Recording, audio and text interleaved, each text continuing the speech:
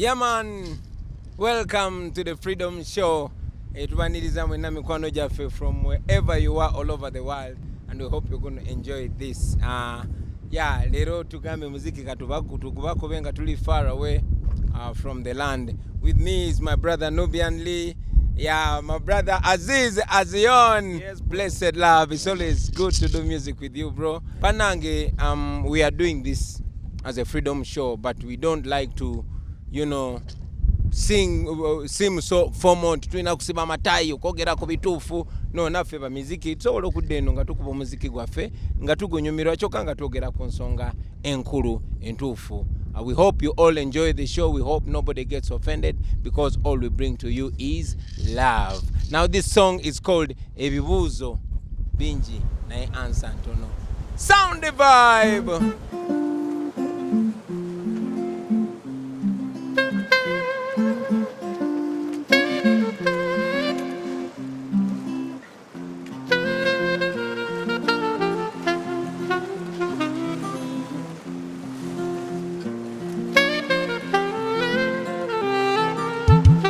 Newe nyimba lwa kunonya kamere naye nga bino byenyimba si bya masanyu bulira obulumi obunkolokota ku mutima gonze kansibeero nzije mbyatule naye nsi nekyuse nnyo bannange Mukama alabika ng'eyatwetama abaana baffe betuzadde balabye okuzikira ensi eno ejjudde ababbi bana abafuzi baffe banditulaze ekkubo mulimu gwe baliko omukulu gwakugabana nsi bannamadiini Katonda be yali yesiga babira mu linnya lya Katonda what a mess but this way up in the community buli kimu kya bbeeyi kubako kyeberete n'ebizimbe bwe bijja bwe byokya abantu ebibuuzo bingi nga ansa ntono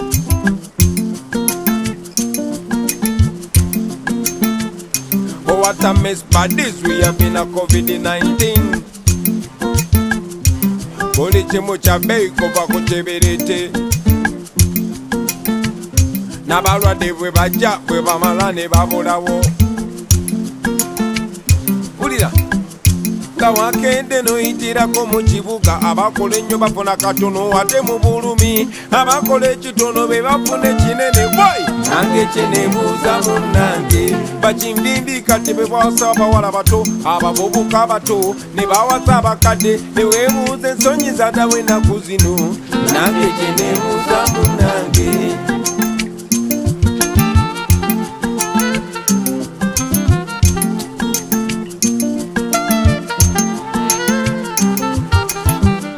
olwanyisa obulwadde n'olwanyisa emmundu nange gye neebuuza munnange emmere gye basonda ate tugirabako eno nange gye neebuuza munnange abantu beeyo mwafunye ku kyokulya nange gye neebuuza munnange what a mess but this we have in a community buli kimu kya bbeeyi kuva ku kibiriti n'ebizimbe bwe bijja bwe byokya abantu ebibuuzo bingi nga ansa ntono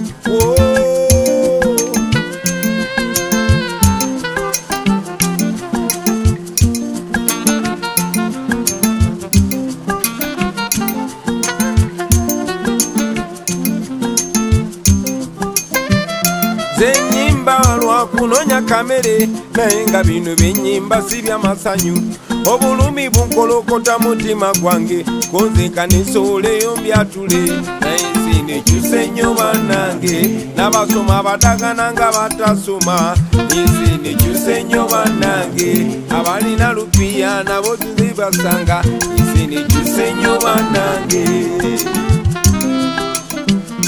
ensi nekyuse nnyo bannange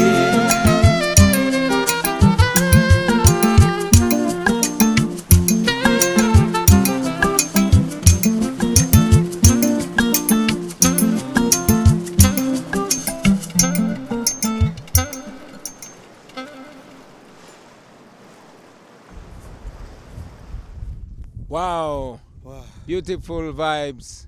Yeah, welcome to the cruise katugenda kusanga bachali bafeyo ku One Love Beach tugenda kusinkana nayo mikwano gyaffe naye music is an art not a science. You see science yo yabagamba 1 + 1 = 2 from music tusobola no gamba 1 + 1 = 10.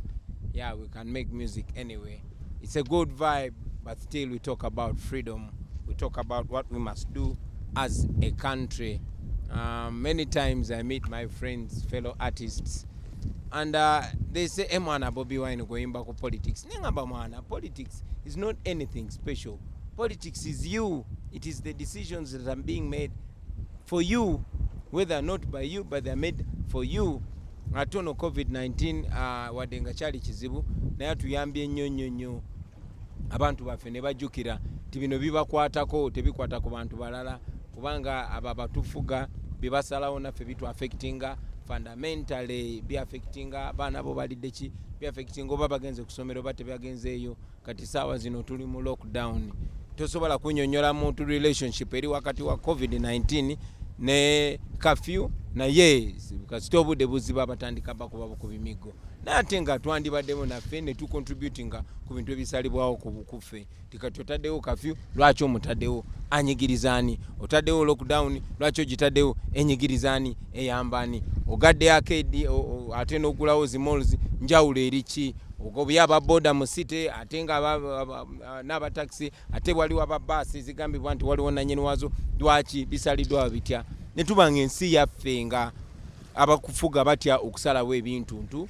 kubanga bijja ku affectinga. So we use music to communicate all this, and we are not the first. Fela Kuti, Christopher Sebaduka, Miriam Makeba, Ochegera Boy Wange, Balake Dube, Bob Marley, generally abantu bonna betukiririzam. They used music to communicate because Bob Marley say when music hit, you don't feel no pain. Ate kati favor artist.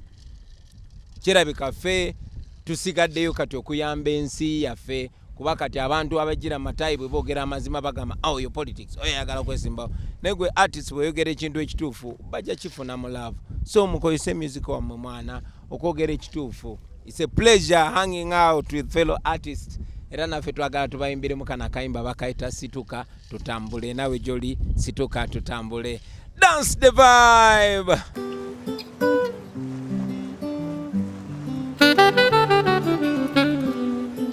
Welcome to the Freedom Show. Ladies and gentlemen,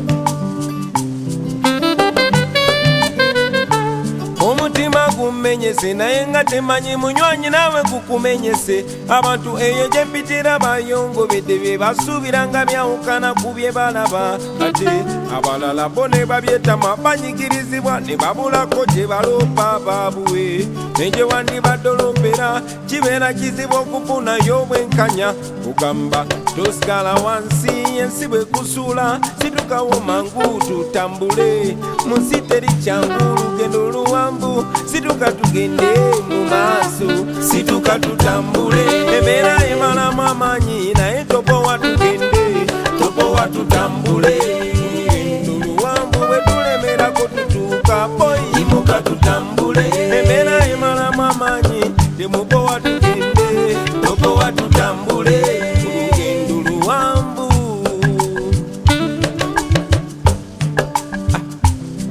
So when the going gets tough, the tough must get going, especially when leaders become misleaders and mentors become tormentors.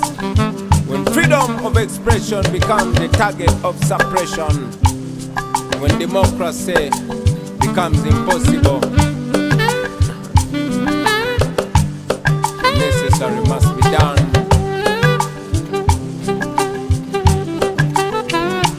Emyaka gibadde mingi n'okunyigirizibwa nakwera kubadde kungi boyi n'essuubi libadde lingi nga tusuubira nti oba embeera nakyuka mu wakiri ze kati kyenzudde enkyukakyuka gyoyo yamunange eri mu mikono gyo mwennyini kubanga oyo gw'olina omwessuubi amazima naye alirinamu gwesebo kale gwe buli bwona okwayimuka otambulirewo ebisoto byekubireko mu kkubo gwe buli wono gwanona gatti okwamamanyi balabira kugwe abalala obugobe bwoyitamu naffe bwe tuyitamu naye tulemerako paka lwe tunamalako omuliro gutwakiramu gusinga gwe tuyitamu gwe buliwo gwakuba kuyimuka ngale yimuka embeera emalamu amanyi naye topowa tugende topowa tutambule tuluwambu bwe tulemerako tutuuka boyi yimuka tutambule embeera emalamu amanyi temupowa tugende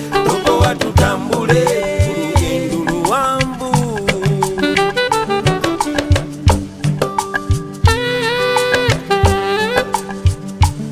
Ladies and gentlemen, Joseph Sachs.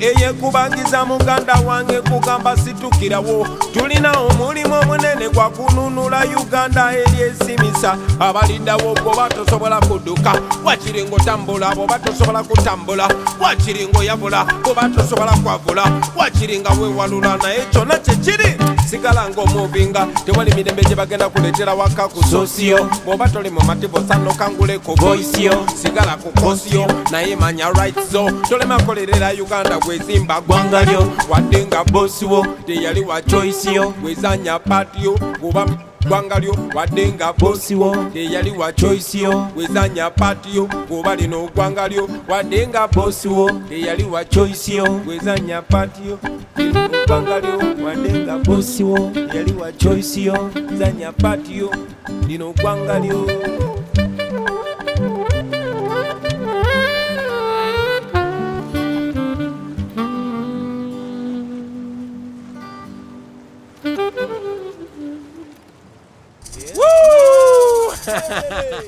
Omanyi mwana Bob Marley yagamba omuziki ne bwe gukuba gutya tuyinza wulira bulumi. So it's a beautiful thing. We celebrate music on Lake Narubale, our beautiful lake. Named it Victoria. This is Lake Narubale. We are in a generation that is bringing back what belongs to us. First of all, our freedom, our identity, and in fact, let me take this opportunity, Nubian, to advocate for the restoration of the original names of our natural futures. Imagine such a beautiful lake, the biggest freshwater body in the world. It is ours because it belongs to our grandfathers. We are born here, and then you name it Victoria. No, sir.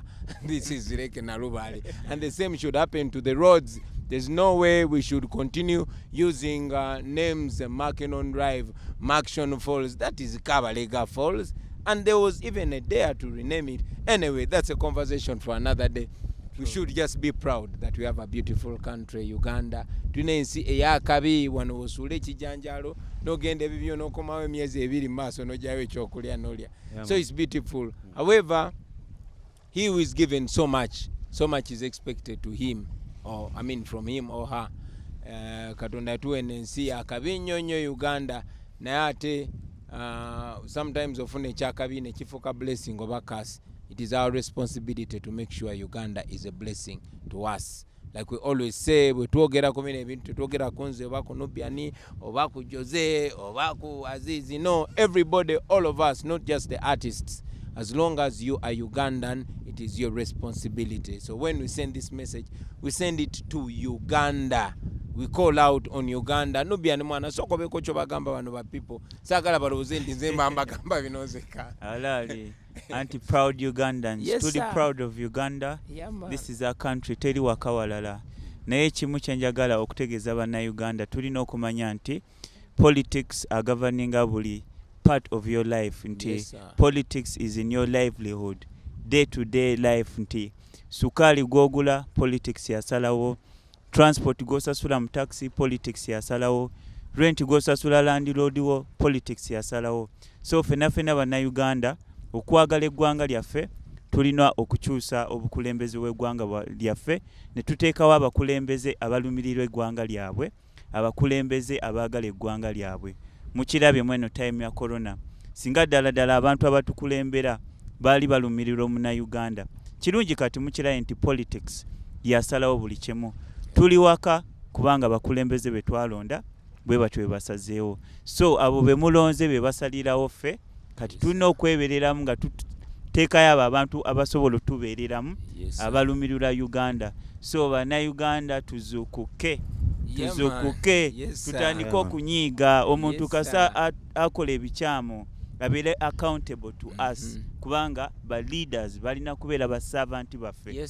So leader yenayina avaayo n'agamba nti is not serving you, eyo sign twandibadde twasituka dda ne tugamba okay okoze ekyokola kati twagala abo abajja okuwuliriza ffe abajja okusavinga abantu bannayuganda. So bannayuganda twebereremu tuzuukuke tunyiige, tulina okuyiga okunyiiga obulungi bwaffe, humbleness yaffe, kindness yaffe, bano abakulembeze gye batwalanga weakness yaffe. Buli we balaba nga tuli easy nga bayisa buli kimu kye baagala nga bayisa nga babba buli kimu kye baagala kubanga ffe tubeera easy tusirika tetwagala buvuyo. Naye ke kaseera tulabire ku bantu abalala tusituke nga bannayuganda tudemandinge for better kubanga Uganda is an endowed country esobola otulabirira. We have everything. Kitegera etulabirira nga bannayuganda. Tetwetaaga genda mu nsi za bweru buli kimu ekiri wano singa abakulembeze baali bafaayo okulaba nti no bakolerera munnayuganda kulaba nga abeera ku top. It's not about individuals, it's about Uganda. It's about all of us. Kati nubian ffe tusobola okweyagalira kwene ennyanja batunulira naye bwe bagahaabwe tunakwata bobi wine nubian baleke bakole ebintu byabe baveewo ennyanja mwana abavubi bajano ne babakuba amasasi abantu ba bulijjo and yet tulina oginyumirwa ffenna tolina kubeera bobi wine oginyumirwa. Waliwo olinga jajjamu ekigulira amagala eddiba. So let's love Uganda. Kana kayimba bakayita Uganda. Dance the vibe.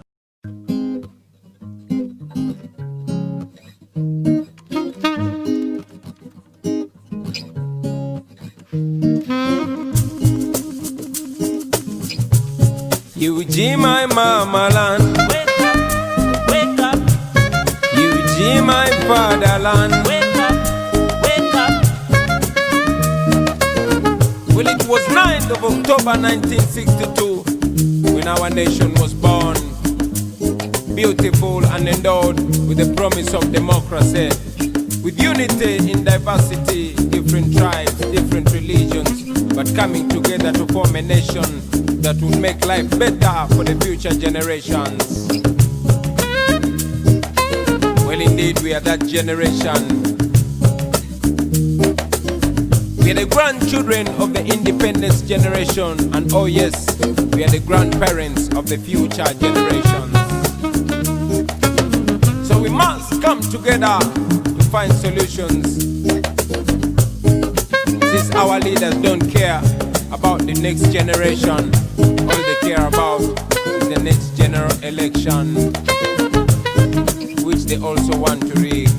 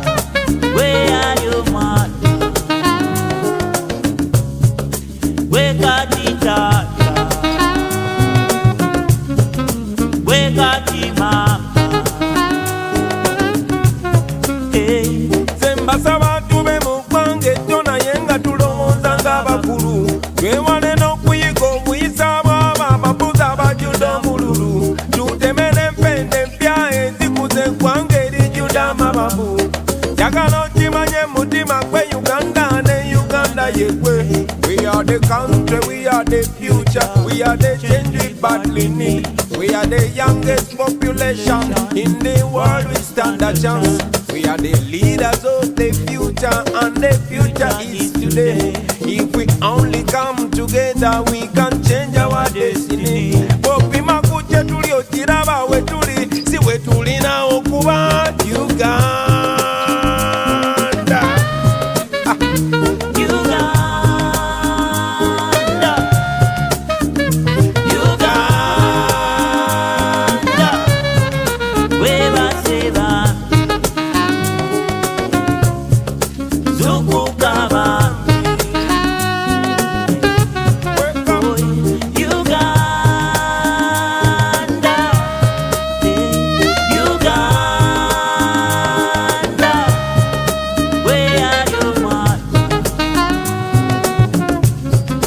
wekati tata, wekati mama. Hey. Kati bobanga weba sensa balero sisimuka tuligambe chatte kwanga twakiraba nti kiki mwakola eyali omutoluli abusenge emyaka giyise kati yefe emiti emito kuba olabe nga twejuna gwe muti omuto boyi olabe nga wejuna saba wenyigire mu bikolwa byolaba naawe ebinyula ensiyo oleme byakunda kumbali kuloba ensi ngewaba ogiraba oleme nakuba walayise eddembe lyo terigulwa bunusu yagala okimanye mutima betutaye pepe basingawo okutya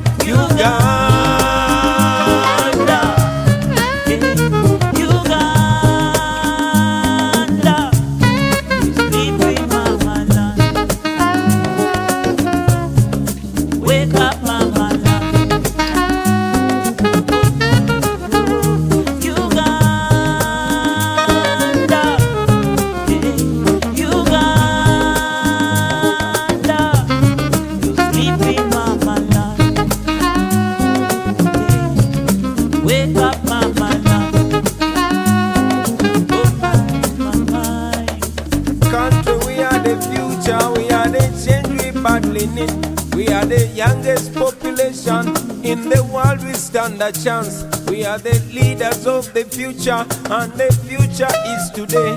If we only come together, we can change our destiny.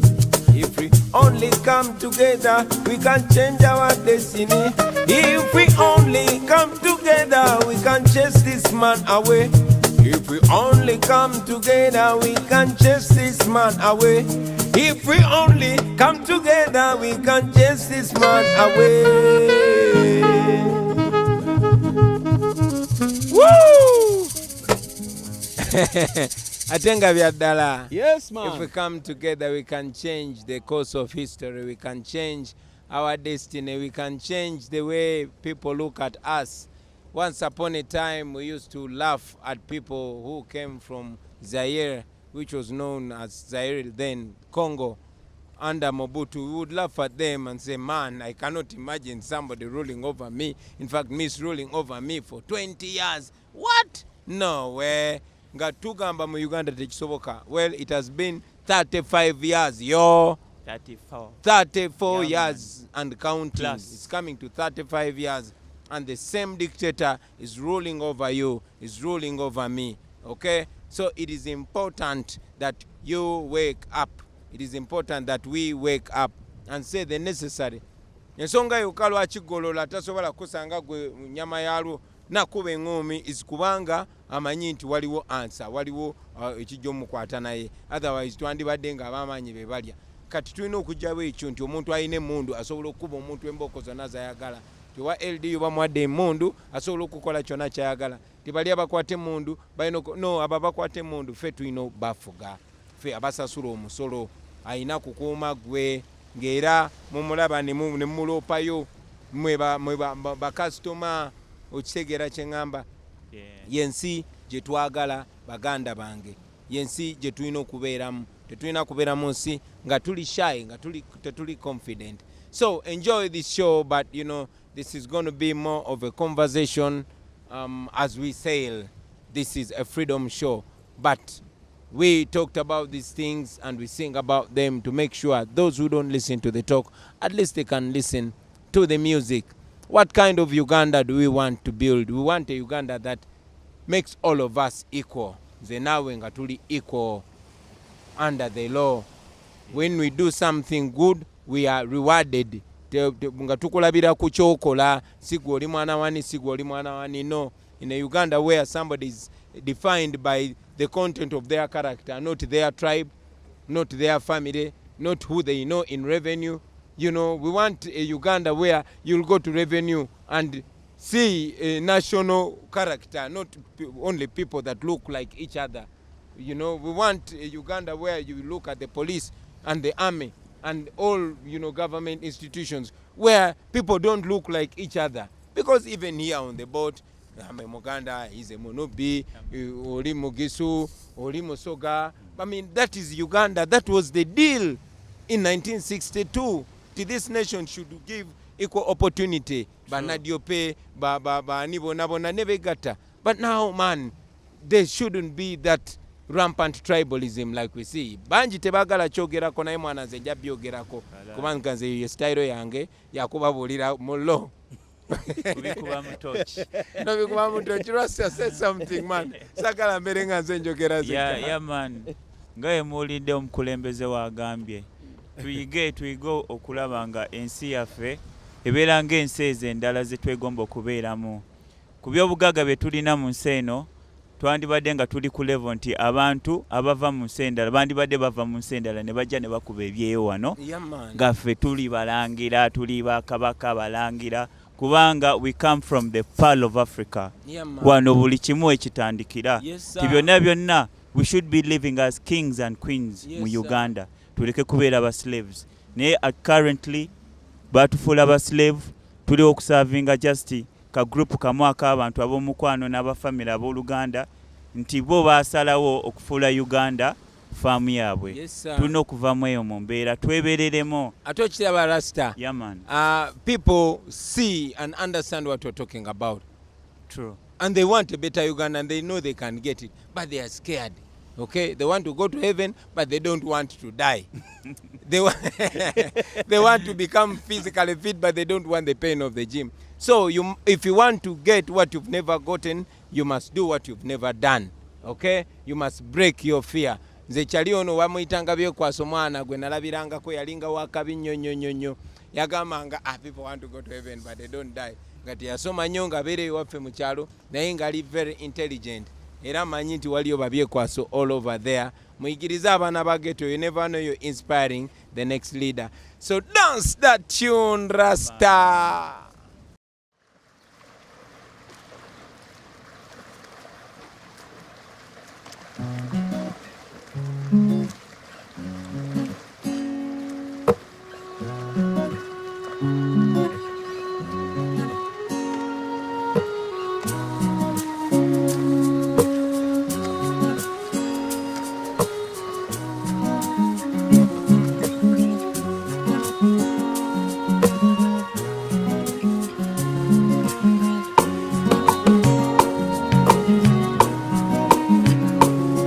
If you stand for the truth, you better be ready to stand alone. Alone. If you stand for the truth, you better be ready to stand alone. Alone. If you stand for the truth, you better be ready to stand alone. Alone. Stand for the truth, you stand alone.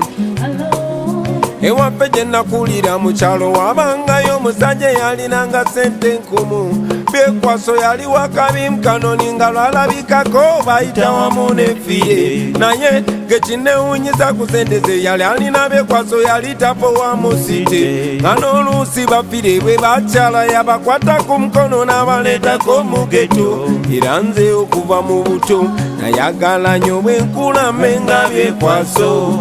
Olumu ze namusalako ne mwebuuzisa nayo kikola otya Byekwakyo. Yaŋŋamba bw'olikulobere nga nze ssente z'olifuna zireme kufuula muntu mulala.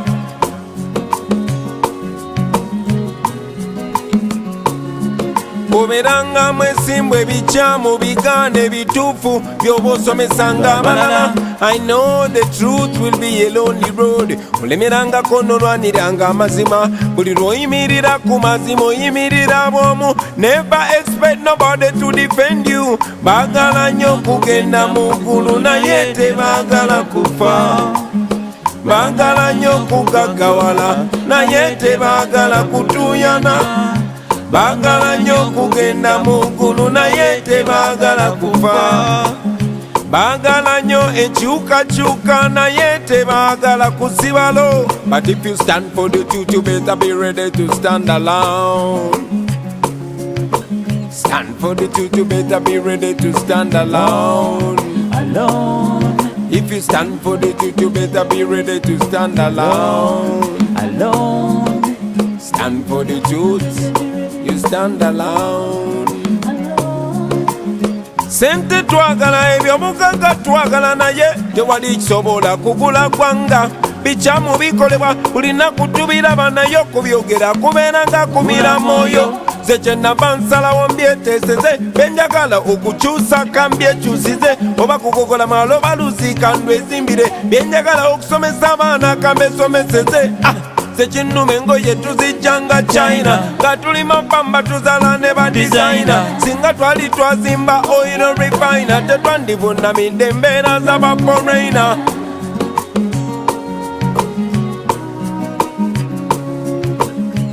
Wabula oli buli wakufula beeka, ajja ne mu makago nakukolera amateeka. Twagala nnyo okugenda mu ggulu, naye tetwagala kufa. Twagala nnyo kugagawala, naye tetwagala kutuuyana.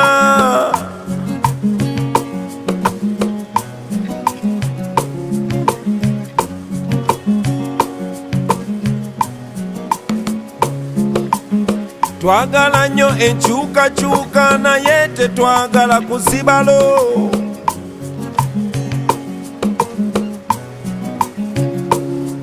If you stand for the truth, you better be ready to stand alone. If you stand for the truth, be ready to stand alone. If you stand for the truth, you better be ready to stand alone. I say if you stand for the truth, you better be ready to stand. Last verse. Kati nze nva waggulu nga mbagamba nti Uganda ebisinga byavunda, gwe bw'oba nekyokkirirrizaamu kiyimirirangako bw'omu nga bw'oli gwe. Era bw'otankuula ng'olutalo nga weesize mukwano gwo mba nkusaasidde. Ebo abatujubisa ate ne batulabisa, kale osaana obeegendereze, kati amazima ga mutima gwo gulwa ggwanga lyo. Mutima gwo na mwana wo, era nze taata yaŋŋamba labirira famire y'omukyala n'abaana bo. Manyi nti bangi abakuwagira, but if you stand for the truth, you better be ready to stand alone. If you stand for the truth, you better be ready to stand alone. Stand for the truth, you better be ready to stand alone. If you stand for the truth, you better be ready to stand alone. Blessed love.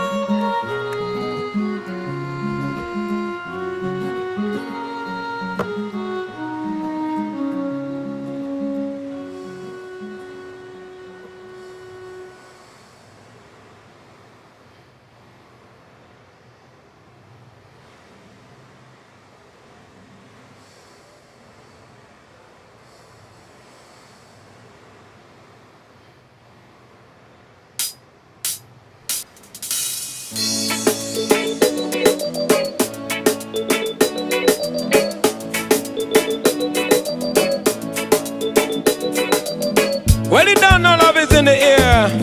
If you have a lover, put your one in the air. Hang me there, hang me there.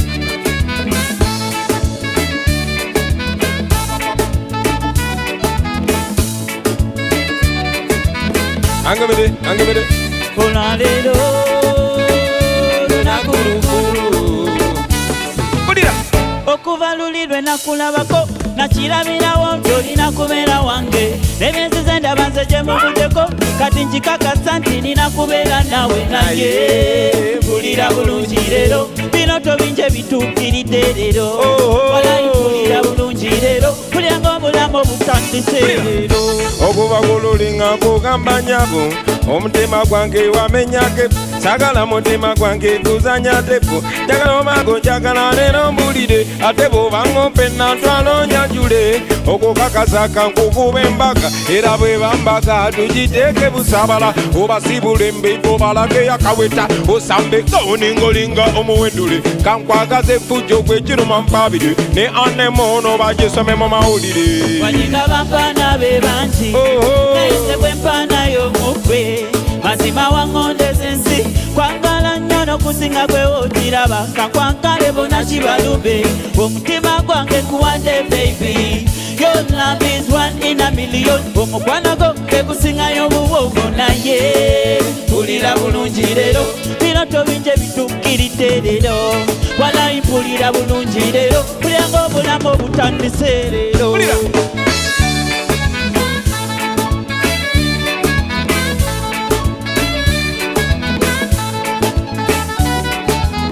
Nera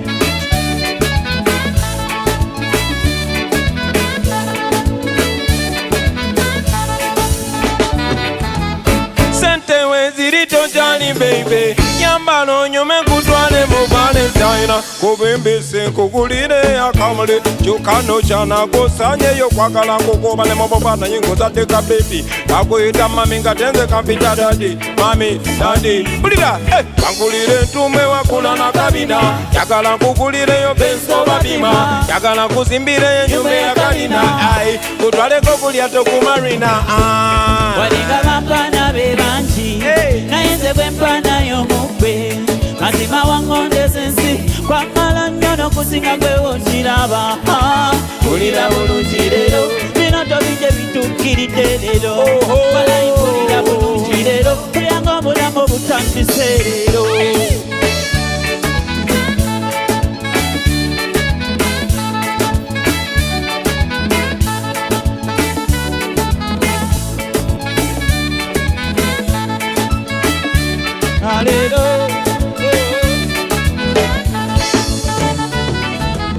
Sente weziri tojani baby yambalo nyome kutwale mu Valentine.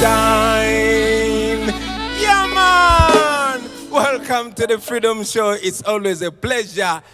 Tsanyise nnyo kubeera namwe wenna wherever you are watching from. Eri kuboti nga tukruzinga ebadde jaribu. Now welcome to the real show. This very song bakayita abalungi balumya tujja kawereza chali waffe bamuyita ngoba sonko ani linya lyali ya kisiramu wegwe watunyumiza story eno ne tugikolamu akayimba kakunyumire and all the broken hearted people. Dance a fire. Oh. This is a true bad man love story running down for me heart and me soul and mind. No one can feel me heart is breaking and nobody can cry me tears with me crying.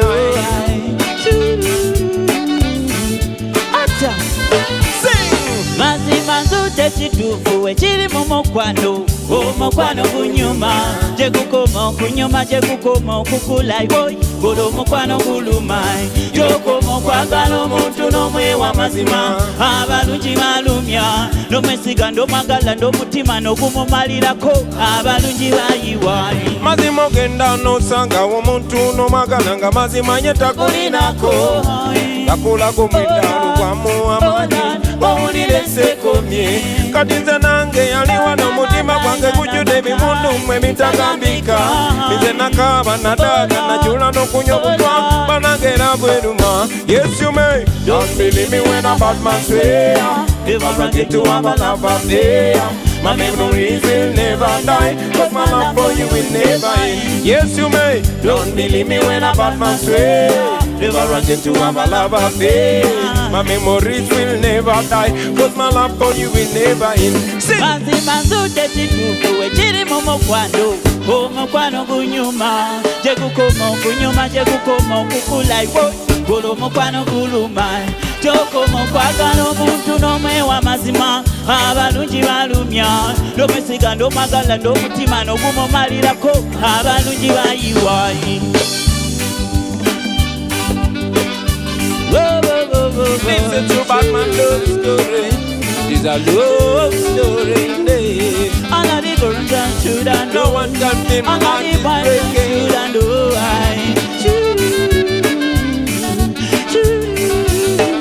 Yes you may don't believe me when a bad man swear if I run into a love affair. My memories will never die, cause my love for you will never end. Yes you may don't believe me when a bad man swear if I run into a love affair. My memories will never die, cause my love for you will never end. Yeah man, each one of you can make a contribution to yourself. Dance a vibe. kana kayimba bakaita osobola njagala kabanyumire mwena naddala abo abaana ba ghetto ab'enyooma okubanga bakuzala mu katanga oba ozaalibwa mu kyalo bwenotandika okwezala wa mwana ngolooza tosobola. No way! Me is a ghetto youth too, but I'm right here. So now we get it. This song is meant to me, is meant to inspire self-confidence.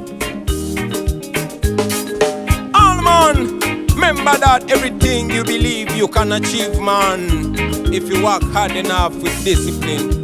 Aye, balabe bangi mu bulamu abatoba bamu ne bagwamu amaanyi ne bakita naye leero kambabuuse amazima bolemerako munange omalako ffe kati twasalawo kulumba nalo nga twesiga Mukama Katonda kuba ne Dawudi yanyiga Goliaasi nga yeesiga Mukama Katonda. Wadinga embeera ekayo osobola kusaba togwamu nsuubi osobola manya Mukama waali osobola embeera yonna wadinga entiisa nyingi osobola na Mukama waali osobola kati togwamu maanyi osobola mu mbeera yonna.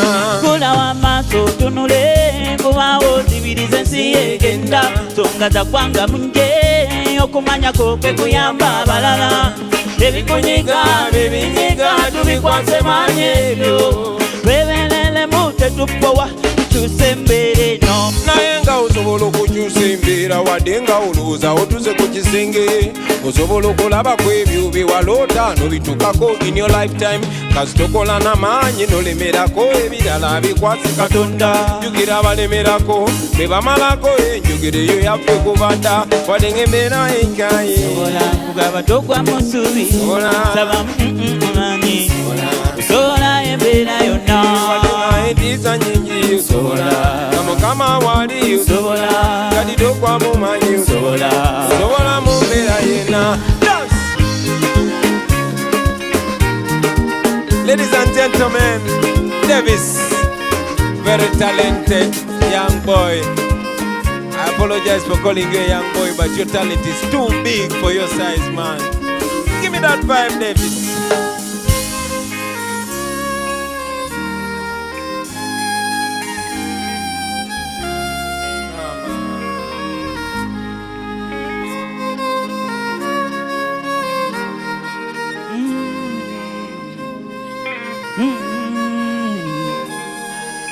Dance. Abadde bakulimba Sobola abawoza tolumba sobola Katonda talimba sobola manya ye defender sobola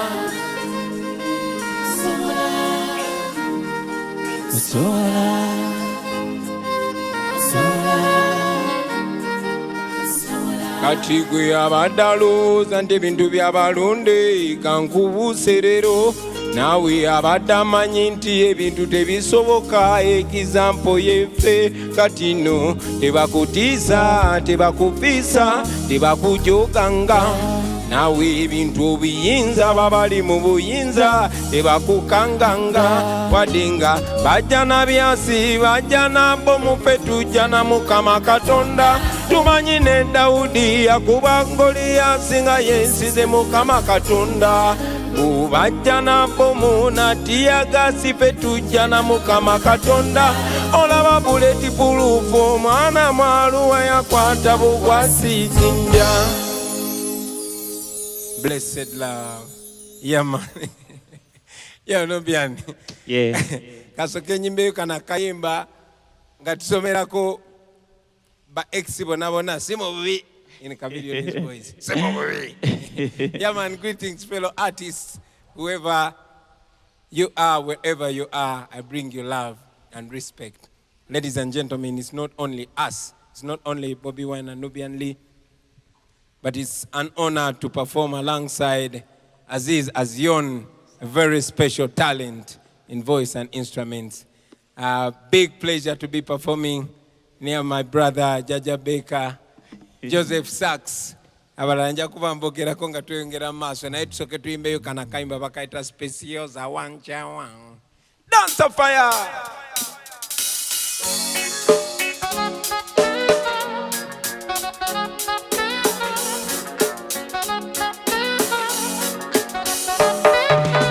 Joseph Sachs yokozotya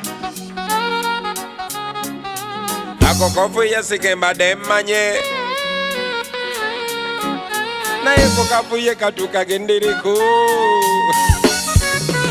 kubanga guno gwenkubye si gwe mulembe gwa luli guno gulimu olu Facebook live balina ebiwala mwatwe ebidiba bitya nga kubigendako bubi obeera wakutya ulira anyumiza omuwala gwe nayagala yabeera nga kamoca mu community bamuyita sipensi yozanataba naye nayagala sipenzi niserebera bacalumo nanjabulira nenegayirira sipenga tabiwulira gakuma bibi mpukamite olondaba ebyange byenabiwete mumwoyo nga nze nazikite yaŋŋamba don't worry just pass me feeling sipenzi yozawancawa naye mubyaddala olenganga eyanyamba singa walite wanshawa sandisobodde funamu kazana nzimba sipenzi yoza wanchawa naye muka katonda mugolonze wanyamba singa walite wanshawa sandisobodde funamu kazana nzimba naddamu okumulaba nga eyali sibe tosobola kumutegeera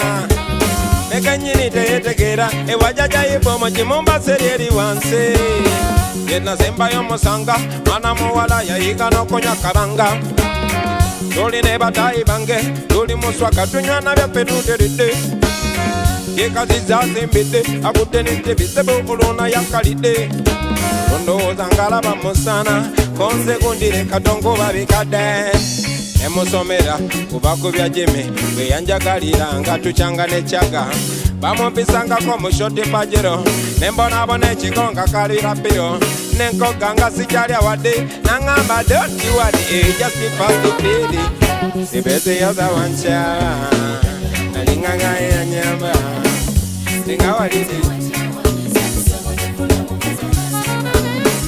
sibese yoza wanchawa naye muka katonda mugulu nga wanyimba singa walite wanchawa sandisobodde funa kulya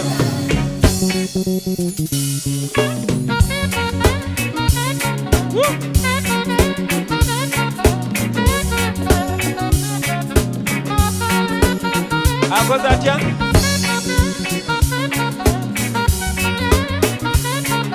ye mama kati nalaba ekkubo bali batuufa kugoba yakulaga ekkubo bakulekawo fuba kulaba ng'okola luliba olunosisinkana asandira embaga anyati omuntu bwakujawo oba okalidde wekaba nga obadde kataala oba ozikidde akujawa n'olemerako oba wefudde na fala okwagala okakomukwano biiko byayala bakindaga luli mbiseera bya geto nebambayembera mbabuuse baana basibo gwokabira nga amaze okukyawa njagala okimanye oluusi gwabalina omukyawa kale no sirikato kaba munange dontiwale ejasipasibi esipesi yoza yanchawa alenga gabe yanyewe dani manjikiwe kano kakwereza chali wange sepesi yoza wanchawa naye yakube mpola mpola. Yeah man, I want to dedicate this song. Keep the vibe going to Sadan Magic. I did nyumia mao mrehaso Dan Magic nganyaka ntekewa manyaka bachali hao nenga ngamba mwana bachali bangi baja kuloza obachi. But now don't look at me as an MP, look at me as an artist, because kubanga paper artist, we make a satire out of everything. That's what makes Chris Ogon funny, that's what makes Spire funny, that's what pushes the very noble message far and wide. What would you say? So kadi mwe bachali banga bali eyo mumanya amazima. Yeah, for example, I know have memories atuyimirawo ne twogera ekituufu fenna ne bachali bange bonna bonna betwali mu Firebase Army ne ba artist bannange bonna bonna naye lwakuba ebiseera ebimu bo bamanyi obbatemera ne bankyawa okuggyako omuziki gwereke gugende maaso. Now I'm an artist and this is heart to heart. So the truth is the truth. You might buy it, you might beat it, you might kick it, you might lock it in a jail, you might pay people to to speak otherwise, but at the end of the day, there it is, the truth. So, I want to dedicate this to the friends I lost because I stuck on the truth. Bachali bange mwanchawa na yenze chirabanga namwe abanyamba singa mwalite mwanchawa sandi bade freestyle. Bachali bange mwanchawa ubanga babatemera ne mumbuka singa mwalite mwanchawa sandi tegede ndi namwe muli balaisi.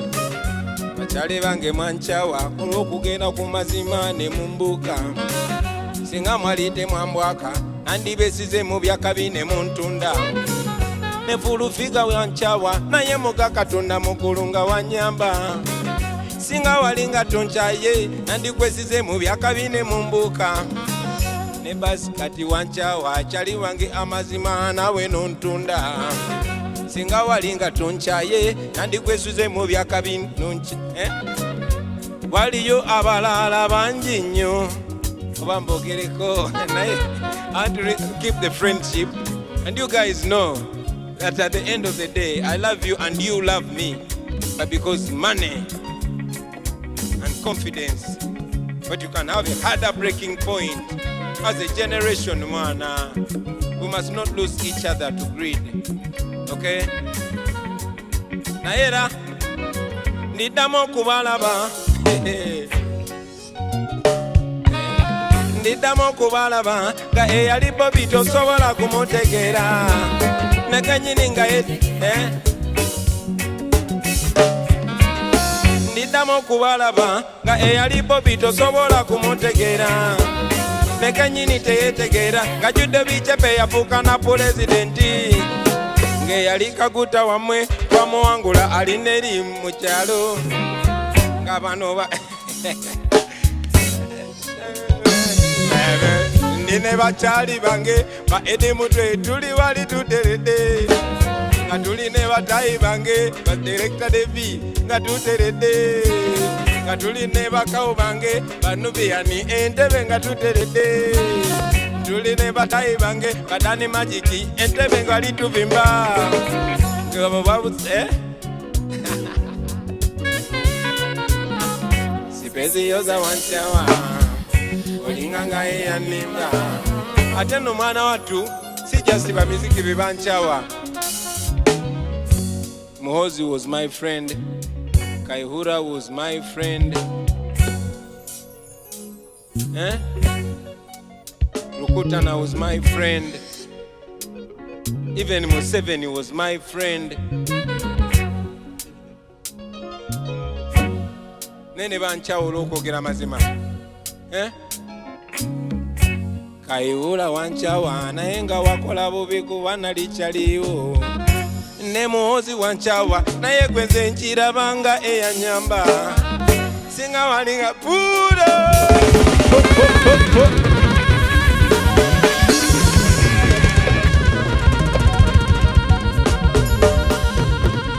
that's a fire. Yeah, like I said in the beginning, please don't take offense. I'm an artist and we turn everything into fun. It takes maturity not to take offense of art and a little bit of comedy. Welcome to this show, ladies and gentlemen. We are here at One Love Beach in Busabala. Yeah, tufuna vibe yakabi, and this particular place is called Radio Corner. Omugenzi Moze Radio yasiga keyo paint kuma injago yagalanga nnyo wano ekinewunyisa nti ba legend balina ebintu bibafaananya.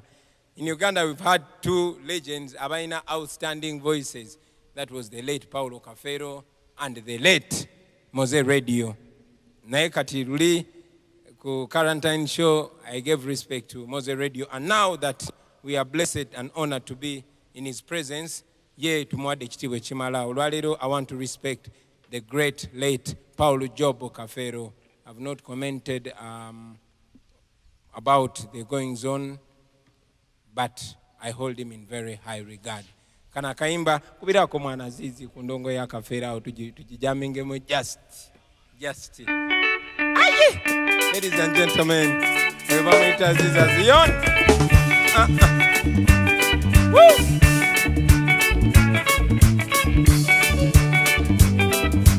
Agamyatia.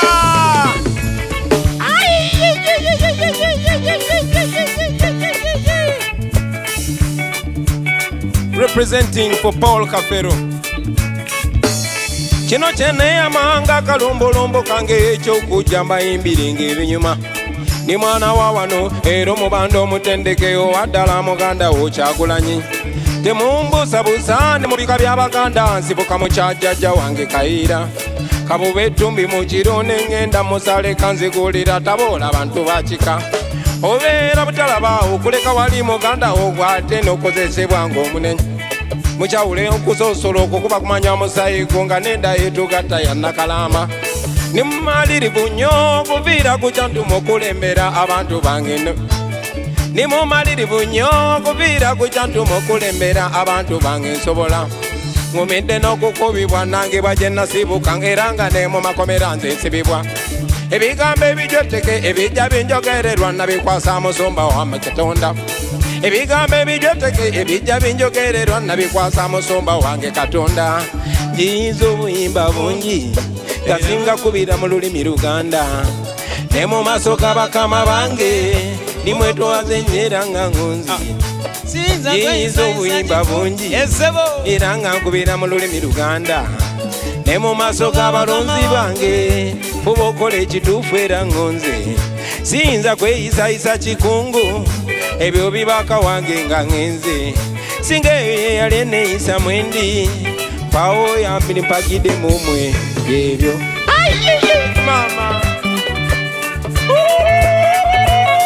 Azizi baba tokwata ku ndonge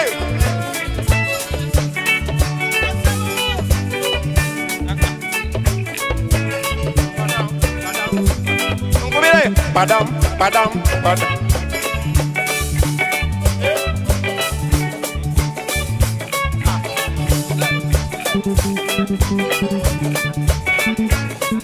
tuba munange nnyo kano badde okalaba tuba gakyale wange kano badde okalaba tuba munange nnyo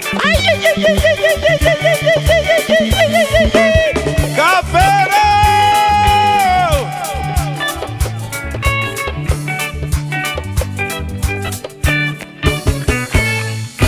nena nabuddeyo kamocha gye mutyanga nzijambala bandesa danzize kutapira njiri navuka muntu mulamu baana basibi yali omufuuyi w'esada zonna geto nakola ki nga mukumboomera ninyenyeza n'obulyanga zengula bando ne mogeto nga bakwata ku ttama twaliko abaana ngo ne Yosefu Mayanja nga katufuuyira pege tumamuleke mu bujja twali bakiwago ffe n'okusinga agambye atya twali bakiwago nga eri mutwe nga bwe tukusanga manjenwa eŋŋombi tukuba z'owuma twajuga ekibuga twafuwa amaki twadigoma ebiwala banange esebo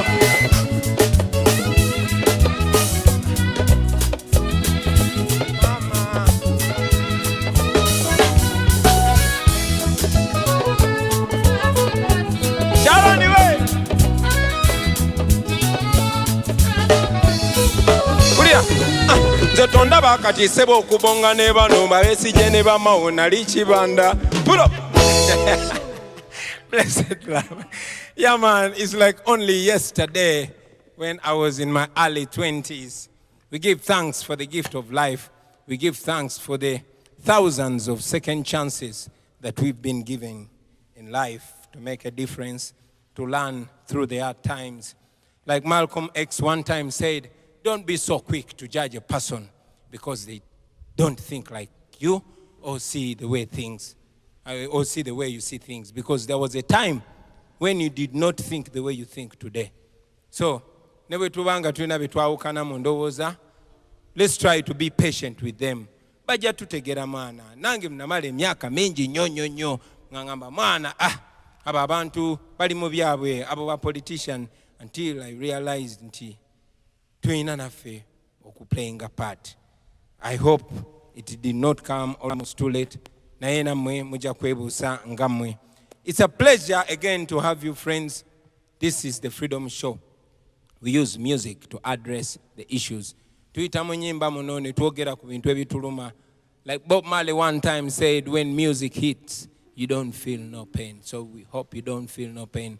Because what we're saying is the truth and nothing but the truth. So katonda tuberenga tubakuba guno muziki. Dance! Freedom comes to those who fight, not to those who cry. Because the more you cry, the more your people continue to die. So rise, free yourself. Yaga, yaga, yaga, yaga, yaga, yaga, yaga, yaga, yaga.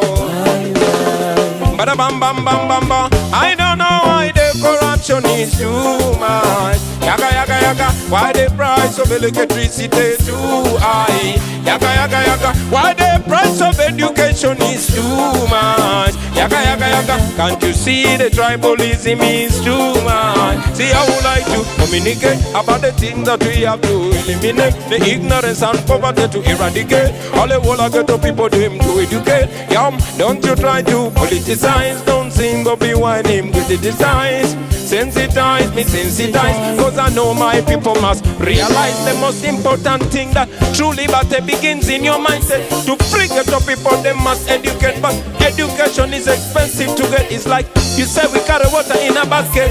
I don't know why the corruption is too much. Why the price of electricity is too high? Why the price of education is too high? Can't you see the tribalism is too? Temudao mwerimbe, temudao mwerimbe, moza tukava mago.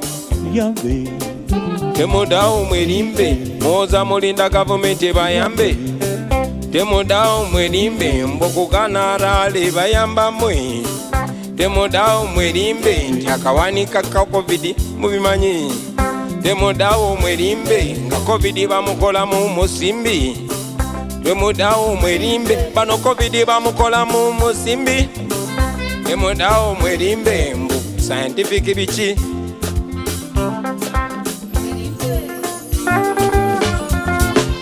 Mulikola mutyanga bechanze, bano bana Uganda nga bakoye. Mulikola mutyanga basasewo, ne bava mu mayumba ne balumba. Mulikola mutyanga banyize nga abana b'Emali bwe banyize.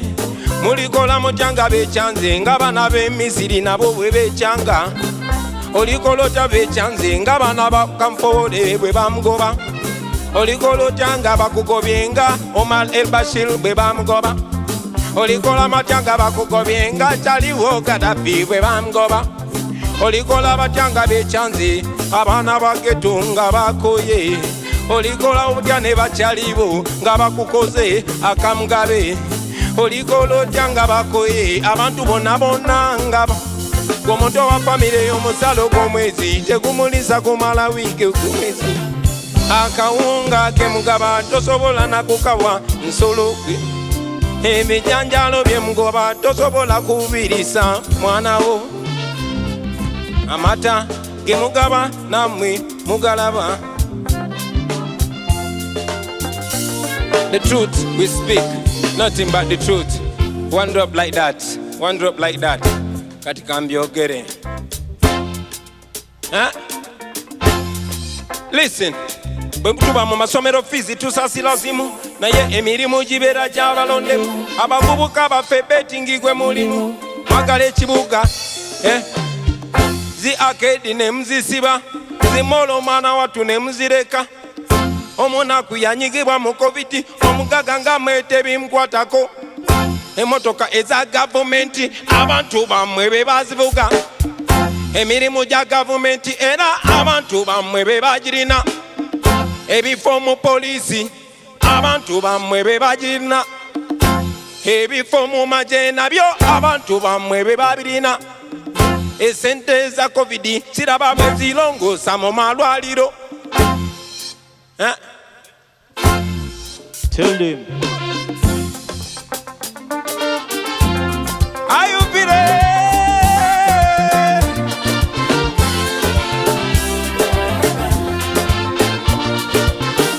Oh yeah.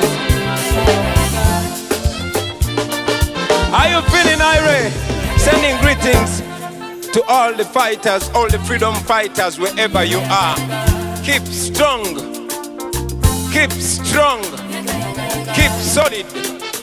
Keep pushing. Freedom is near. I don't know why the corruption is too much. Yes, man, freedom will be the ultimate prize. The price has been paid. I want to dedicate in a very, very, very special way, ladies and gentlemen, this show to a lady called Rita Nabukenya. She was murdered by the police as she was coming to court to hear a case. Now, here is the story. Today, the president and the Electoral Commission are banning public rallies. They don't want the message of freedom to reach the people of Uganda. They claim we should communicate on social media. But hey, once upon a time, the government presented a proposal which became a law and put a tax on social media. The president was saying social media is used for Ugambo, but I know that social media is the mode of communication where young people meet and talk. Many of our young men and women don't have jobs here. They go to the desert to look for greener pastures. The only way we can keep in touch as family is through social media. But he put a tax on social media with all due respect to the president. And now, when me, my brother Joel Senyonyi, my brother Raymond Mujuni, my brother Apas, my brother Nubian Lee, my brother Dan Magic, and very many other brothers and sisters like David Lewis Rubongoya, like Roy Semboga, like Chairman Nyanzi, decided to go and protest against this tax because it was immoral. Young people use the internet to communicate. Right now, I am performing to you on Facebook, on social media, because it is our only way we can communicate. We are first world brains stuck in a third world country. In fact, this is not a third world country. We only have third world leaders. Anyway, we protested against the tax. Many of us were arrested, like Julius Katongole, like Nyanzi, like Eddie Mutwe, like Selecta Devi, and were taken to Luzira prison. Later, I was also arrested and arraigned in court for protesting against social media tax. So Rita was riding to come to court and stand in solidarity with the brother because she was putting on a red beret. She was deliberately knocked down by a Uganda police car, and they killed her in the full glare of surveillance cameras, which you and me pay for. The police said that happened in front of a camera, but again, later on, the police spokesperson came out and said the footage has gone missing. Anyway, I don't mean to bring back sadness, but I want you to know why I respect and celebrate Rita Nabukenya. Sister, rest in peace. Fetucha Pamba na tucha chikuba. Dancer next fire. This song is called We Are Fighting for Freedom. This is a message to the government expressing what's exactly on the people's minds. Wako ebinyigiriza obulamu bwaffe mazima mutumalako eddembe lyaffe Uganda yetambula yedda mabega mutuuse n'okutwetamya eggwanga lyaffe mulimba mutufuga bubi nnyo nammwe kale tetuganye mwalwana mu nsiko naye gwe omwana gwe wasanga nga tannazaalibwa kati naye yazaala nadda kino mukiŋŋambire muzeeyi abamutuukako ne bazeeyi banne bamugambeko n'ensonga nkyamu nnyo gyalemeddeko kati eggwanga lyonna lyetamwada amazime yalinga demokrasi mwagibuluga kati yafuuka na hypocrisy. Yes, eyali fundamental change mwagizaalawa mugifudde no change. Ensonga ez'abalwanya zonna mwazibukako nammwe mukolabira ebyabali naye nga yo constitution yaffe ejja kuddawo nga tumaze okukutwala embiro. I say we are fighting for freedom.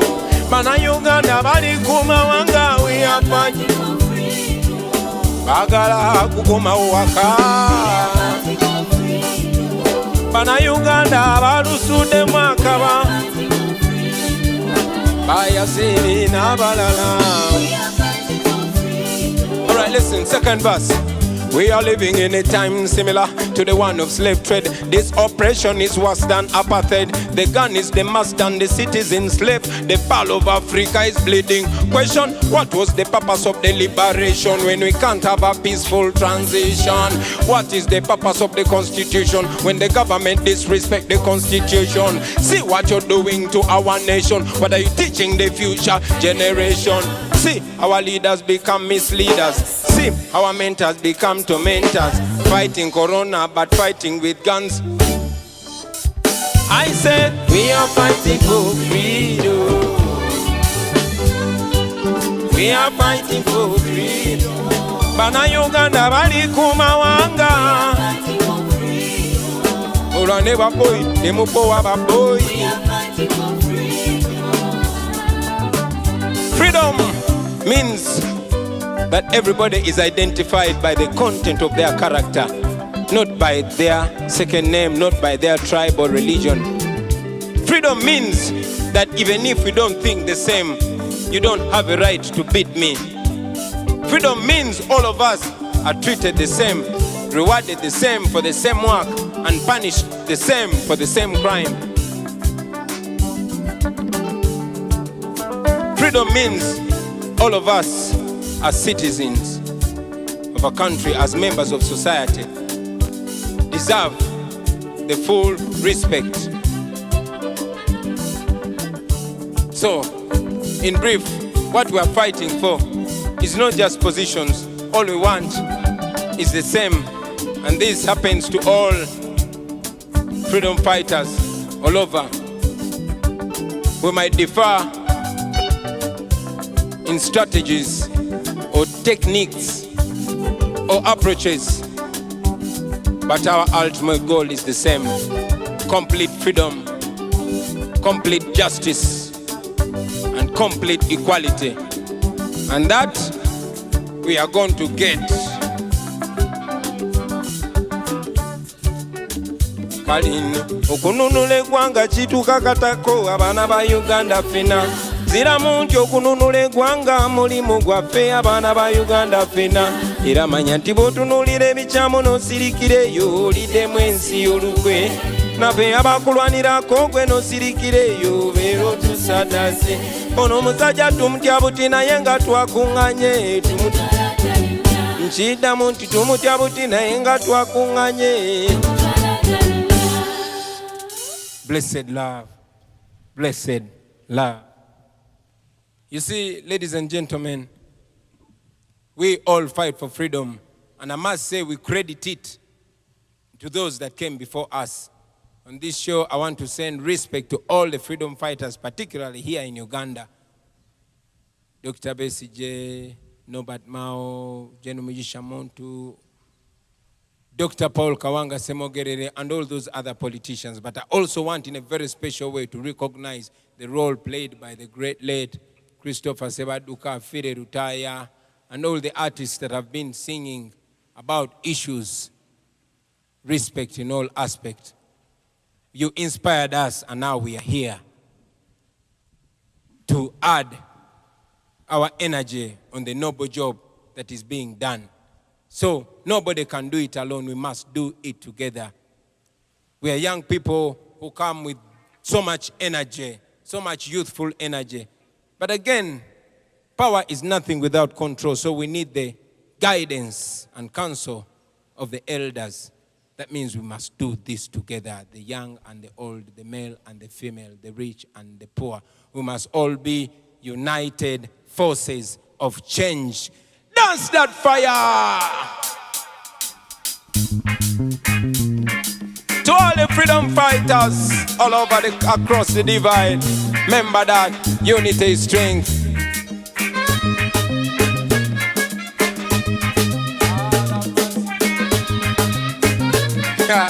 Ladies and gentlemen, Joseph Sass, once more. Lord of mercy. Okay, how about you? United forces of change. The only way we're gonna get a liberation United forces of change. The all of us must come together as one. United forces of change. The all of us come together as one. United forces of change. All of us must come. Listen. Our people complaining night and day. They wonder why we continue to live this way. But I know that things can change someday, if we really want them to change anyway. Uganda land of abundance, but Ugandans living in deficiency. The leaders want life presidency. We must abandon that silly tendency. Uganda rich but Ugandans poor, because the leaders them drunk on power. They run nation like family affair. The citizens suffer but they don't care. United forces of change. The all of us come together as one. United forces of change. Opposition come together as one, please. All of us must come together as one. Alright, let me tell you. So now we say, whether you are JMA, whether you are DP, whether you are NRM or you are FDC, whether you are CP, whether you PC, whether you are ANT, banegwanga bali malawo, abanyazinga tabantu bali mukufa na njala, bwetwegata ne tugoba bana bajega tusobola okutasa eggwanga ensega. United forces of change. Tubasabye, come together as one. United forces of change. The people them must come together as one. Ngambie, United forces of change. Banange, come together as one, please. Joseph Saxi, Bambika, man. Lord of mercy. I can be a justice. Lord of mercy. My people complaining night and day. They wonder why they continue to live this way. But I know that things can change someday.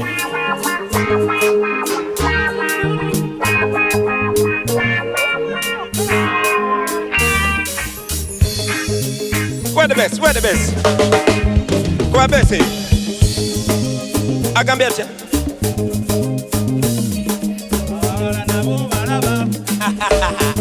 Akabetia abalala na bombalaba simana obo balaba na embalaba. My people complaining night and day. They wonder why they continue to live this way. But I know that things can change someday, if you really want them to change anyway. Uganda rich but Ugandans poor, because the leaders them drunk on power. They want nation and family affair. The citizen papa.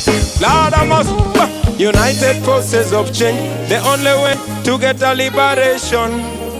United forces of change. People come together as one. Whether you are Eastern, whether from Eastern, whether you are from Central, whether you are Eastern, whether you are Northern or you are Western, whether you are Islam, whether you are Christian, whether you are culture or you are Rasta. Blessed love.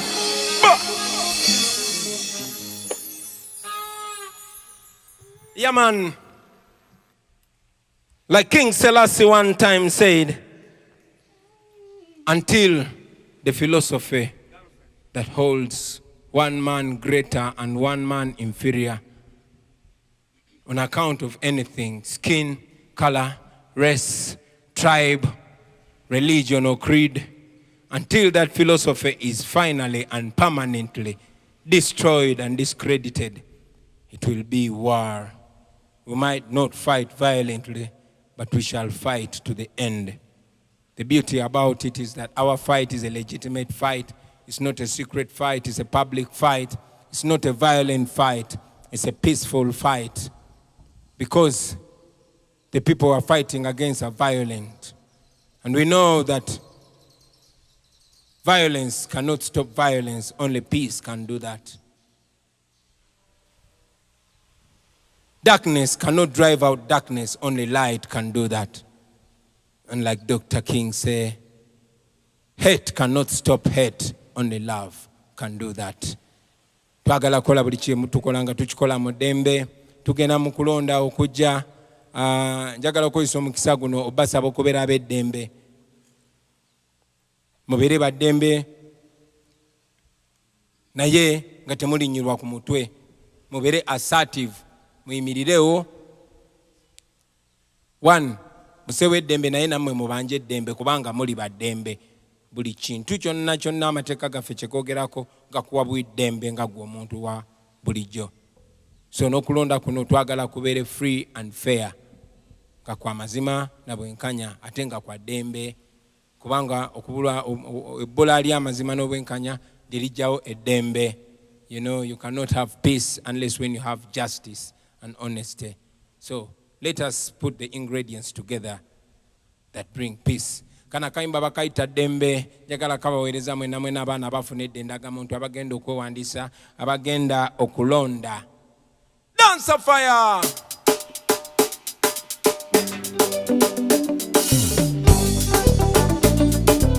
Aramasi. Ani akajukirako? Neto waliruddawo ebiseera ebyo.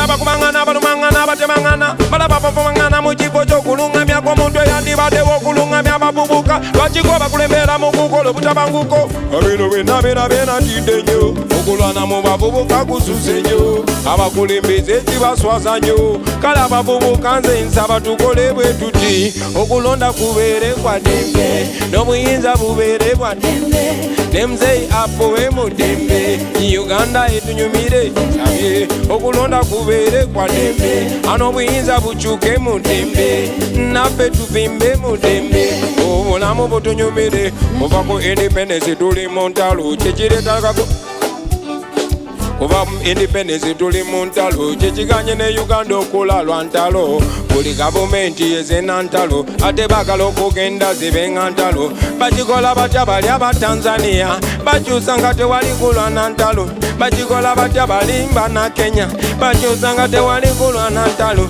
bakikola batya bali yo tewali kulwana ntalo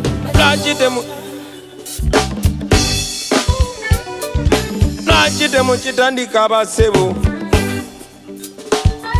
abakulembeze okulwa mu ntebe kyekireetera Uganda okuvuga muzeeyi Museveni okulwa mu ntebe.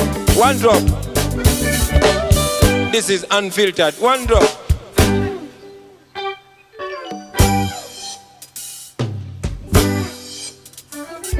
Kuva mu independence tuli mu ntalo kyekiganye ne Uganda okula lwa ntalo buli gavumenti ejana ntalo era baagala okugenda zibeere ntalo bakikola batya bali aba Tanzania abakyusa nga tewali kulwana ntalo lwaki temukitandika abasebo mwagamba kyekyabalwanyisa entalo lwaki temulabira ku Mandela ye yavuga kimu n'atabendera muzeeyi Museveni okulwa mu ntebe ye gwaleetedde Uganda okufuuka eddebe buli ayogerako bamufuula mulabe nze mwalo wakatonze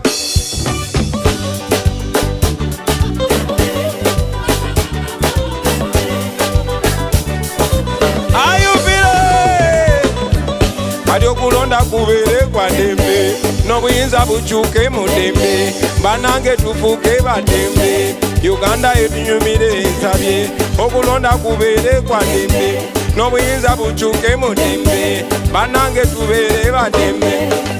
Wando gano ge mazima gali agakawa abasinga bagatyanyawo ano ge mazima gali agakawa gwatanakimanya kati nkubuusa boy obanga odala oyagala Uganda ne mu bikolwa okiraganga tuzimba omusingi guyambe Uganda n'abaana baffe kwe balirabira bamanye ti omuntu okugenda mu buyinza tekikyetagisa kuyiwa musaayi bamanye ti omuntu okukuuma obuyinza tekimwetagisa kucunya banne bamanye ti omuntu okukuuma obuyinza tekiteegeza bamanye ti abantu beesimbawo abantu ne balondako abantu beesimbawo amateeka bwe gabagamba ne mwami byabakama kana kayimba kakunyumire ne bakyali bo bonna nammwe kabanyumire manyi nti mukola amateeka era bino mukimanyi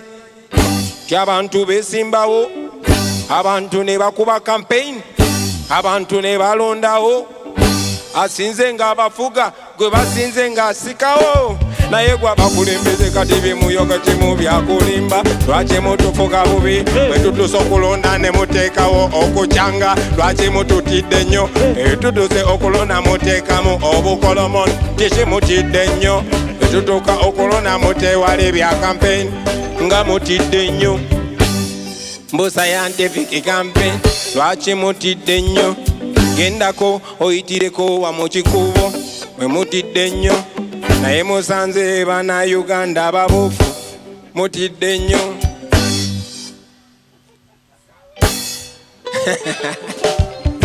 okulonda kubeere kwa ddembe obuyinza bukyuke mu ddembe muzeeyi agende mu ddembe uganda etunyumire esabye okulonda kubeere kwa ddembe obuyinza bukyuke mu ddembe bannayuganda tubeere ba ddembe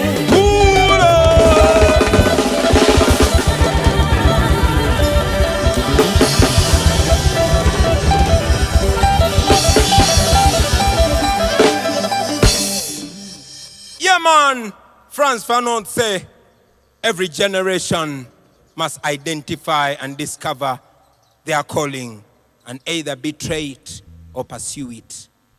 This is the time. And like Yoweri Museveni said in the 1980s, that if a government has closed out all means of peaceful change, what do? The question comes back now, 40 years later. Remember that, every youth in Uganda. Bus!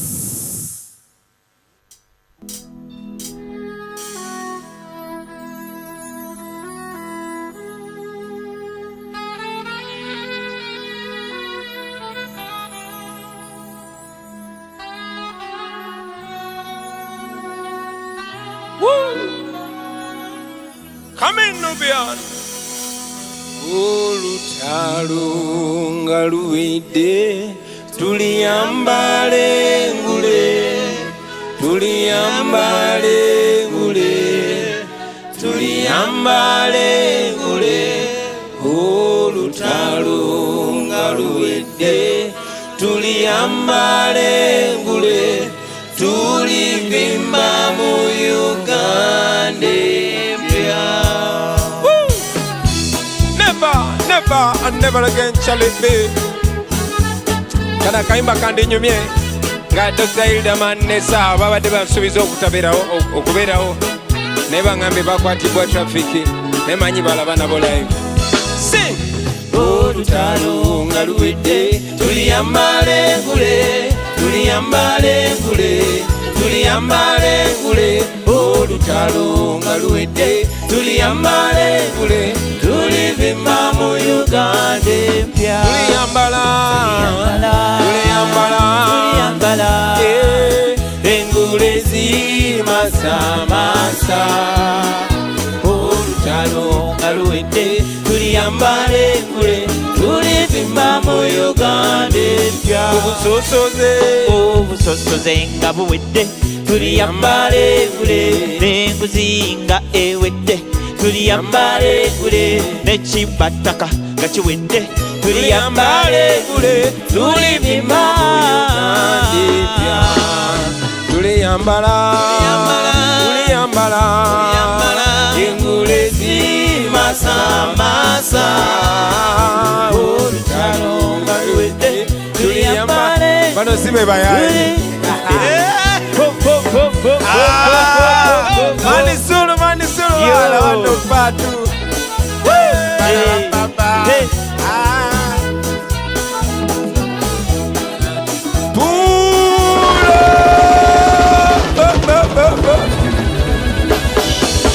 Kabulaza Mana, mbade manyite mukyazi ttaano.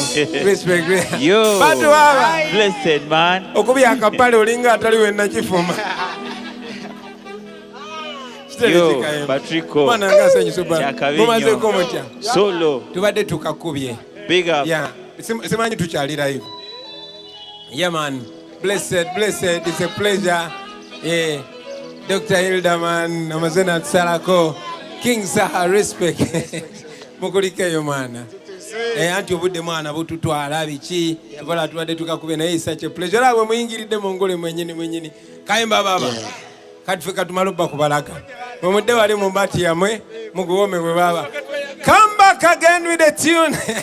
Kadem bakadem buto bwana muyingidde mu time dance.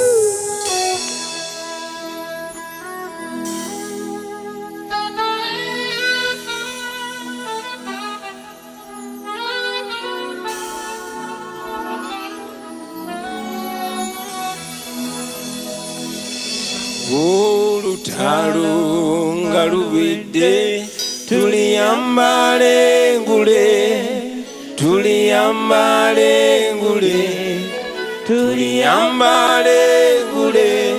olutalo nga luwedde tuliyambale ngule tulivimba mu Uganda empya. Never again shall it be that this beautiful nation will continue to experience the oppression of one by another and bear the indignity of being the skunk of the world. Yaga ya. Olutalo nga luwedde tuliyambale ngule olutalo nga luwedde tuliyambale ngule tulivimba mu Uganda empya.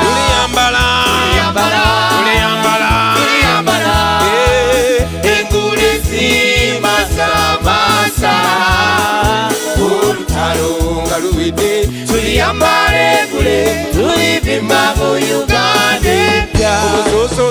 Obusosoze nga buwedde tuliyambale ngule n'enguzi nga ewedde tuliyambale ngule n'ekibataka nga kiwedde tuliyambale ngule tulivimba mu Uganda empya.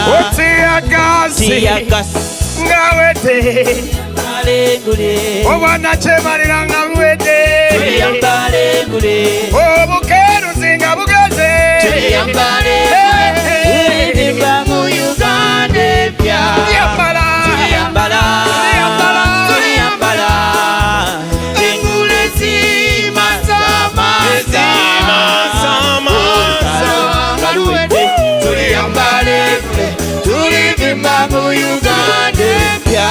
Bantu obuyinza mu mikono gy'abantu ensensuubize tulebanga tebakyatufugisa mundu ensensuubize mu ggwanga ery'amazima n'obwenkanya ensensuubize tulinyumirwa Uganda eyo kati gwefuna endagamoto osobola okwebereramu n'okukyusa ebikunyiga agamaanyi tugalina people power ewagudde tuliyambale ngule tulivimba mu Uganda empya. Bafuwe Joseph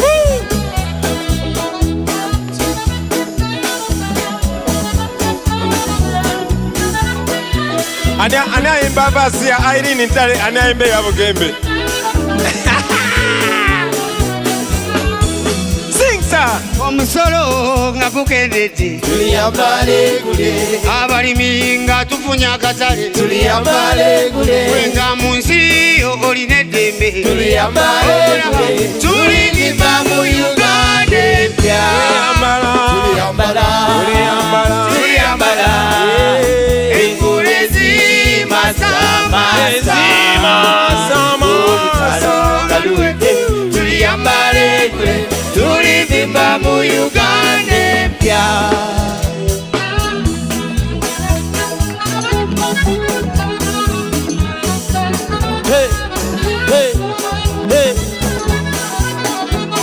eno vasi ya Pastor Bugembe kanjimbe. Okay.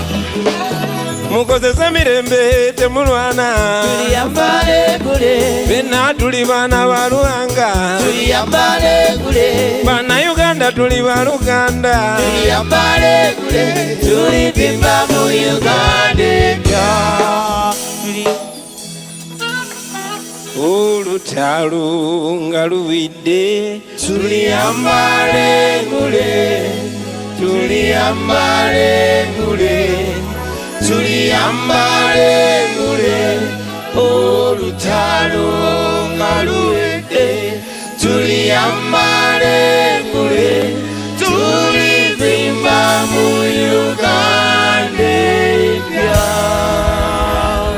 Blessed love. Ladies and gentlemen, King Saha, and on the left, Dr. Hildeman. It's always an absolute pleasure. You cannot do music alone, just like you cannot change the world alone, but at least you can be the gum that puts people together. Kabanda! Yeah, man, respect. Kabanda, respect. Vian, Pankean. Yeah, man. One love. Yeah, man. Katindo Binovio, now you hear it sounding nice because in the sound we have both the top producers in this country. Ladies and gentlemen, we have Tony Hose in the Viuma and we have Pademan in the Viuma. It's an honor. This is the creamiest, cream de la cream. Neka kati tuuze kaimba chimwana. Akote kamala tumazoba imbira kaimba. This seems like the climax of the Freedom Show. Blessed love. Make me continue with the show. Respect King Saha. One love, one love. Respect Dr. Hildeman. One love. All right, katika tukubongera ate. Start it.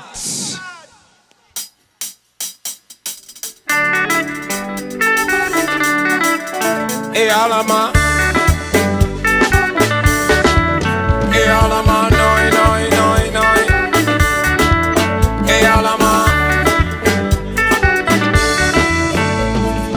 Amasungu buli wingala banze ya see sunshine. Nendo zabe chibera baby nga you are mine. Kubano lewe na kusanga nga tuli moda. Nenkuza batu zineko nawe omunyiko squeeze. Bakuba chengamba, olabika nga tampenda. Baby manya buli choyenda. Zenchukuwa kabono nenda. Ay, one day you say it is on the kanya, another day you say it is in Muge. One day you say you are on the Parag, another day you say you are my UK. Anya de pingo itiri mochinya olinganga dai ni mobile. Na yenga charenga, ejana charenga mama. Singana lingi na waka huku, nani bade nangi ni amasabu. Kugame charenga, charenga mama. Singana lingi na waka huku. Cheza batolo vera kuba na balala kuba na kewete. Tetere moto wakwe mulisa nyona yenga wakawari. Wonda monjere kabo pido mutini na ewa tumende. Papa triko balaba papingo munyama na ewa kawamba. Dolo mwa kwaniza sete na mala na dumuga ngete. Obulu njibo buzanaze ono mwana nyirira mpanze. Basi kampulira nsanuka mabekola mpulira mputeza. Amazoke kakumenyoni Bow, bow, bow. Na yenga charenga ejana charenga mama. Singana lingi na wako kandi bade nange nyamasa. Charenga charenga mama. Singana lingi na wako kandi bade nange nyamasa.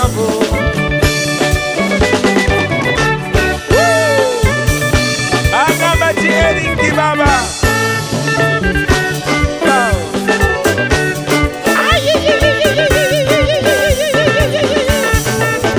Nebola bando kopyange ya miraka sindi manyiga mukwano. Nebole tazikule nazikatapira wano kosichamo. Nebole tabirole byati ya gazi zempano nomana. Uno imano molonji kwesibide abalalamba buse. Eranda ina muganyabo konjagade abalalamba chaye. Yetuka, yetuke na ye mutute wange. Mama charenga, charenga mama. Singana lingi na waka huku nandi bade nange nyamasabu. Charenga, charenga mama. Singana lingi na waka huku nandi bade nange.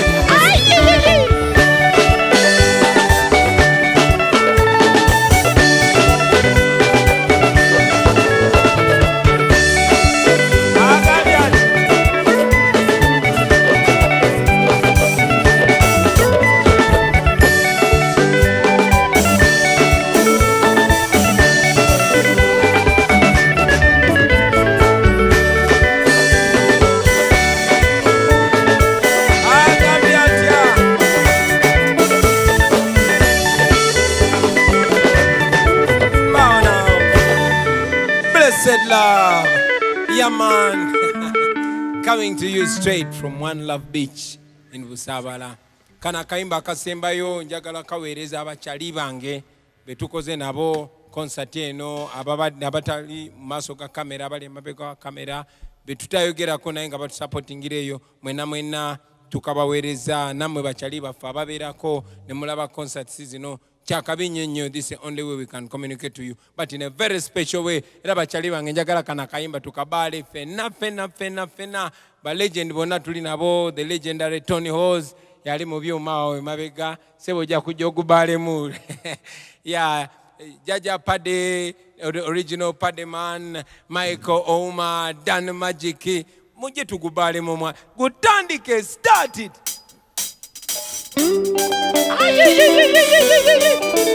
Baba mukumenyeke Ejo Nemuru Ejo Amanyi ngego Sipidi Babi tandi kampola mutandi kwangu kuna mubwa mirigo Iyengo yogero jantimba mugeto keno itu muntu Edu abatuizo Come in, Michael Uma. Ladies and gentlemen, Solomon Kampala, Soko Jotu Bali Lemua. Give them a dance, Solomon. You are a big boy now. Goodbye.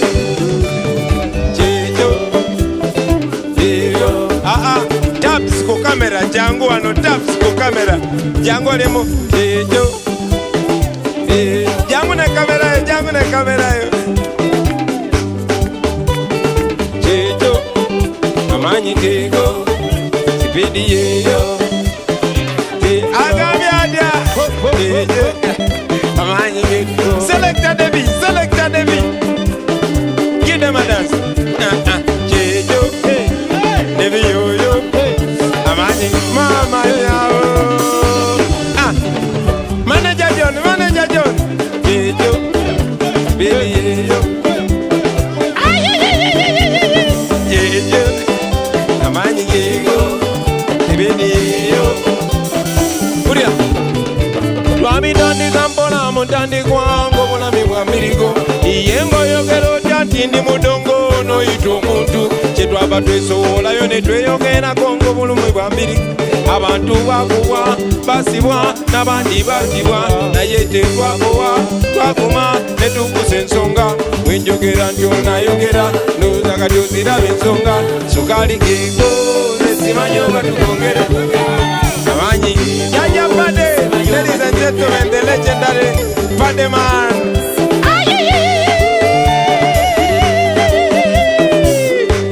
Tony Hose. Ladies and gentlemen, the legendary Tony Hose. Kimujana kamera. Oyo yeze pisaze eba. Yawera mu kamera na yawera fumbe bya kabiri. The legendary Michael Uma.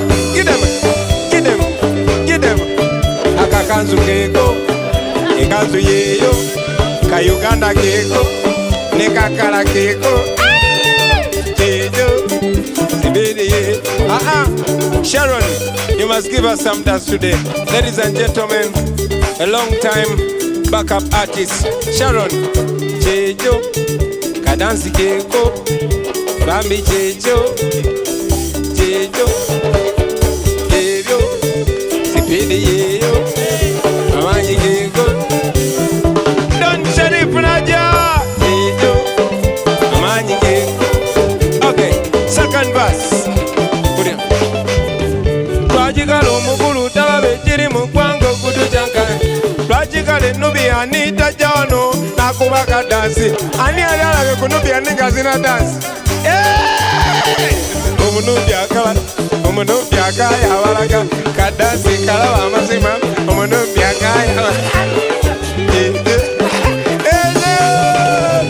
Ebedi kego netimanyo badi tongere amanyi kego. We want to thank you for watching. Abantu no babera ne bu dance. Patrico. Cho. Kadansi keko. Mama. Amanzi keko, kadansi keko, keko. Hey, hey, yes sir. No manyi bwe tutaba wano. Kati tulaika tutabuse. Saganya ate kugenda mu spiriti ya pere y'abamiziki. Mundekere mwako ba MP banange. Abantu bandekere mwako ba MP. Friends, it's a pleasure being with you on this show. We call it the Freedom Show. Nera na fetunyumirwa. Tubadde wano ku One Love Beach Busabala. Mwebale nnyo, mwebalire ddala. Mukama b'omukisa. Bulira.